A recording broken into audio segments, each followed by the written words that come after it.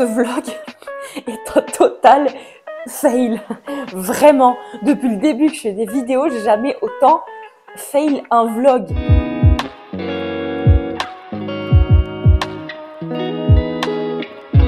Hello Booktube, j'espère que vous allez bien. Aujourd'hui, on sort littéralement de mes sentiers battus puisque, comme vous le savez, j'adore lire la romantasy et la dark romance. Et aujourd'hui, on va lire des cozy mystery. Il me semble que j'ai déjà lu un livre qui s'apparentait à un cozy mystery, quoique c'est pas vraiment un cozy mystery. Il s'agissait d'un livre qui s'appelait Les mystères de Fleet House, un truc comme ça, de Lucinda Riley, qui est une autrice extrêmement connue, notamment pour sa saga des 7 sœurs.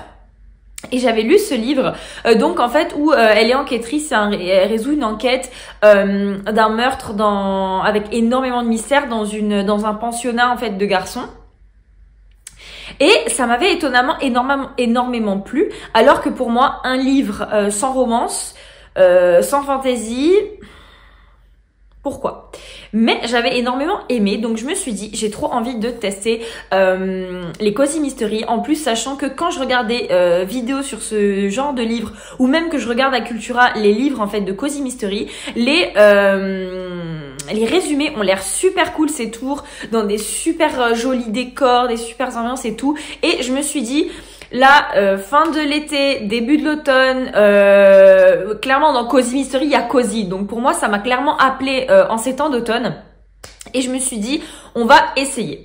J'ai repéré énormément de Cozy Mystery, mais pour le premier Cozy Mystery qu'on va tester, en tout cas voir si ça nous plaît, j'ai choisi un Cozy Mystery qui se déroulait en Écosse, parce que je me suis dit, autant mettre toutes les chances de son côté. Alors, il se passe en Écosse, il se passe dans un manoir ou dans un château.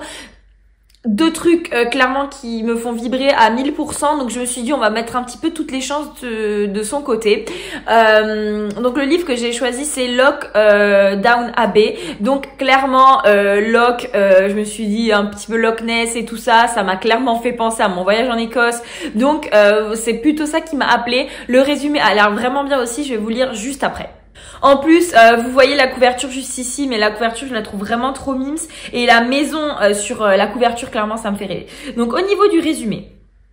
Donc, Écosse, années 30. Lorsqu'un mal mystérieux ronge la région, la noble et ancienne famille Iverkillen, qui réside dans le majestueux mais coûteux domaine de Lonclomont Abbey, est bien plus préoccupée par la diminution des réserves de papier toilette et par la question de la garde des enfants, maintenant que la nounou a malheureusement et très malencontreusement quitté cette vie.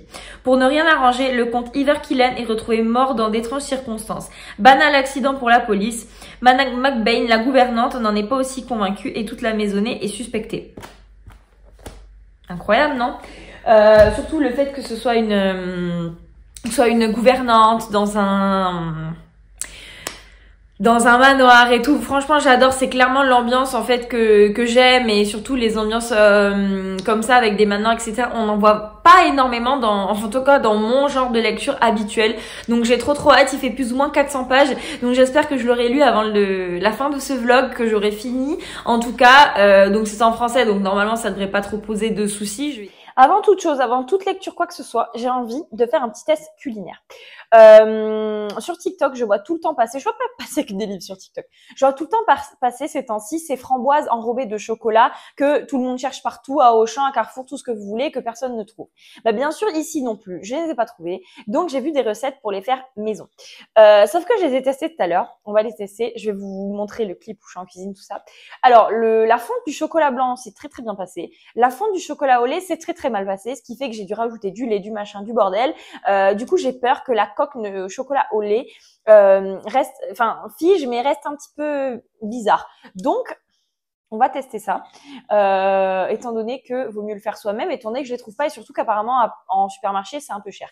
Donc on va goûter ça, on va goûter. Je vais vous faire voir et puis on va voir si ça marche. Donc on va tester de faire la fameuse recette TikTok des framboises avec le chocolat. Donc moi j'ai choisi de faire chocolat blanc, donc de toute façon, c'est à deux versions je crois en supermarché, chocolat blanc, chocolat blanc, chocolat au lait, chocolat blanc, chocolat noir, bref, vous avez compris. Moi j'ai décidé de faire chocolat au lait. Les quantités, je n'en sais strictement rien, j'y vais au Azerbaïdjan. Je vais mettre dans 2 bols. Et je vais faire chauffer au bain-marie. Donc on va dire que je vais faire 3 rangées comme ça de chocolat. Tac. De toute façon c'est un test, hein. Si c'est bien on le fera, hein. Au pire si on n'a pas assez. Donc, voilà. Chocolat au lait. Pardon, je vous ai fait bouger. Et chocolat blanc. On fera attention. J'ai fait chauffer derrière moi, vous ne pouvez pas le voir, mais ça s'entend peut-être, de l'eau pour faire chauffer le chocolat au bain-marie. Parce que j'ai pas envie de le faire cramer au micro-ondes, parce que je suis la reine pour cramer le chocolat au micro-ondes. Voilà, on a nos 2 bols de chocolat et je reviens quand ils sont fondus. Donc en fait j'ai vu 2 écoles, hein. Ceux qui faisaient avec des framboises fraîches et ceux qui faisaient avec des framboises déjà congelées. Donc moi j'ai pas trouvé les fraîches, du coup je vais faire avec déjà congelées. Là, le système débrouille c'est de scotcher. Purée vraiment. En plus il y a l'eau derrière qui est en train de bouillir, donc voilà.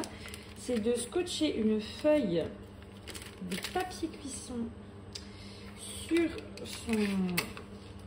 sa plaque pour bah, du coup que le chocolat en fait sur les framboises durcisse. Parce que si on le scotche pas, il va s'en aller dans tous les sens. C'est vraiment... on fait avec ce qu'on peut. Hein. Voilà. Et c'est parfait. Du coup, j'ai clairement rajouté la quantité de chocolat, hein, parce que sinon j'en aurais jamais eu assez. Voilà, donc il est bien liquide. J'ai gardé mon eau chaude à portée pour, bah, du coup, si jamais ça devient trop... Voilà, et on va s'y atteler, hein, j'ai envie de vous dire. J'ai sélectionné les plus belles framboises de tout mon paquet surgelé. Parce que si vous faites ça avec des mini morceaux, enfin... ça n'a pas grand intérêt, quoi.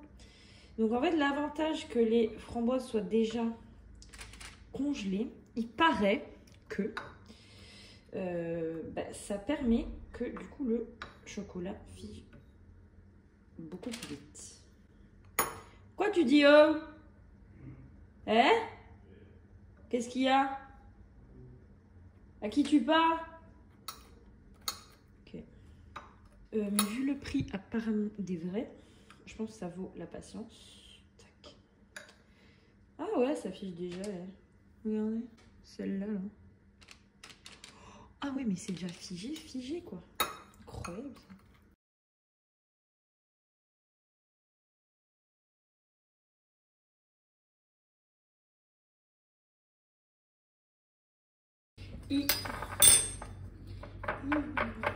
Pourquoi il y a toujours du chocolat qui merde à un moment donné? C'est un truc de ouf ça. Du coup, je les ai mis au congèle après avoir mis le chocolat au lait. Clairement, j'ai pas filmé parce que j'ai galéré avec le chocolat au lait. Je doute qu'il fige parce qu'en fait, il a...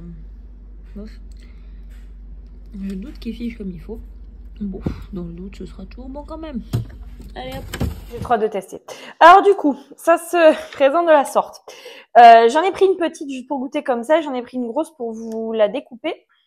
Vous montrer à l'intérieur, déjà je me mets partout.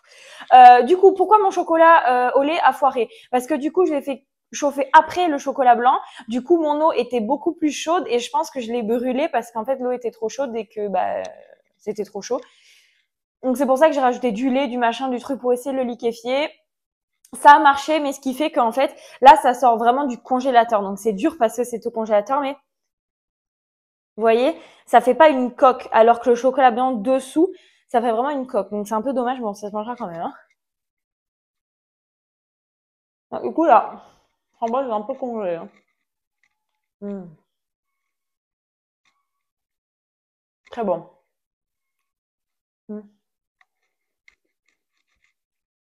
C'est très bon, mais il recommande de le laisser 1 heure au frigo pour décongeler la framboise. Et je comprends, parce que c'est un peu froid. Donc à l'intérieur, c'est comme ça. Et il y a ma petite framboise, ma coque de chocolat blanc et ma coque de chocolat au lait. Écoutez, ça, en petit snack, quand vous posez avec votre livre, il y a moyen que ça disparaisse assez vite. Regardez le petit colis que j'ai reçu. C'est mes nouvelles saveurs Oli.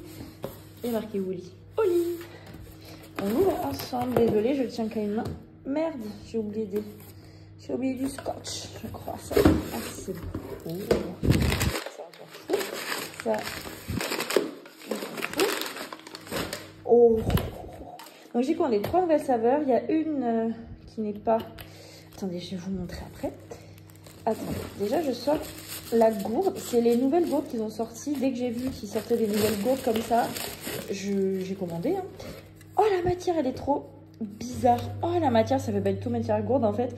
On dirait un mur en crépi. Je sais pas comment dire. Genre, ça fait un peu granuleux.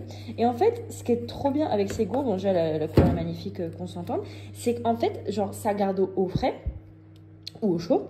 Et dedans, vous avez déjà un tamis pour shaker, en fait. Ce qui fait que vous n'avez pas besoin de d'abord shaker dans un autre endroit et après mettre votre boisson ailleurs. Parce que regardez, moi, je fais ma boisson dans le shaker au lit et après, je la verse là-dedans pour que ça garde froid. Mais là, c'est tout en un. Et surtout, ce que j'aime bien, c'est qu'en fait, on voit pas ce que vous buvez. Parce que perso, au travail, j'ose pas, boire des boissons, voilà quoi, qu'on dirait pas de l'eau. Ça... s'en fout.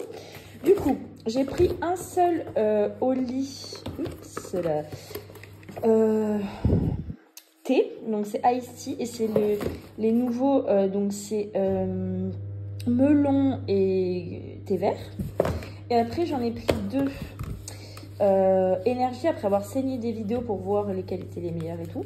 Donc, le premier, c'est le mercredi. Attendez, ça a bugué. Voilà. Le premier, c'est le Lemon Lizard. Donc, c'est citron concombre. Ça a l'air super rafraîchissant. Et le deuxième, c'est celui-là. C'est le punch, qui a apparemment un goût entre le punch et la pina colada. Donc, voilà le petit colis du jour. Et on testera, je pense, tout à l'heure. Du coup, comme je vous ai dit juste avant, on va tester le Oli. Du coup, j'ai envie de tester celui-là. Regardez la boîte comme elle est trop belle. Donc, c'est le Lemon Lizard. Donc, c'est de la gamme énergie, celui-là. Donc, c'est-à-dire, enfin... Effet boisson énergisante. Cette vidéo n'est absolument pas en partenariat. Enfin, bon, voilà, c'est de moi-même. J'adore cette marque. Donc, c'est citron concombre.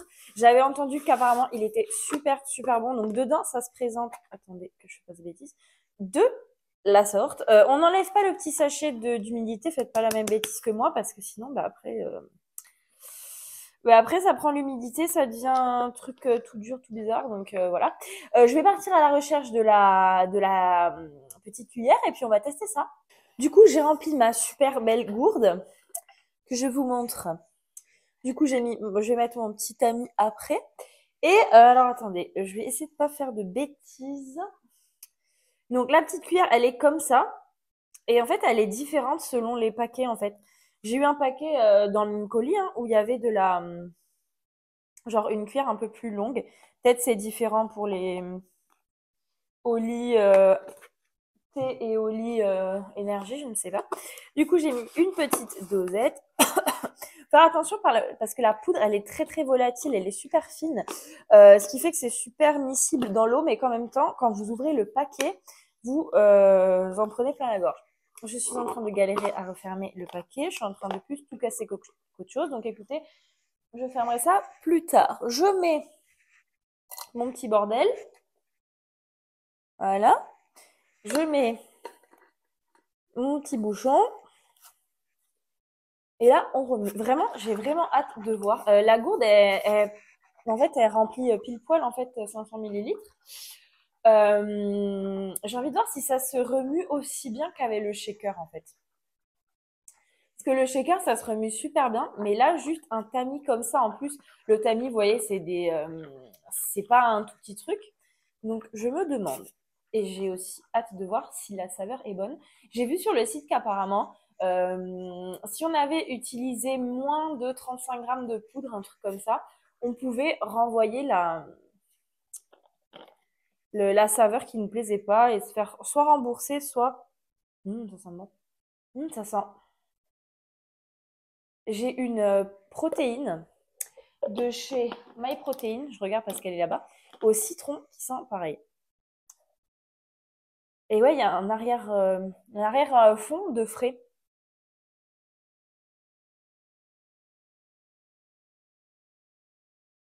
C'est très très bon, c'est très très frais. C'est pas mauvais du tout. Mais je trouve que comme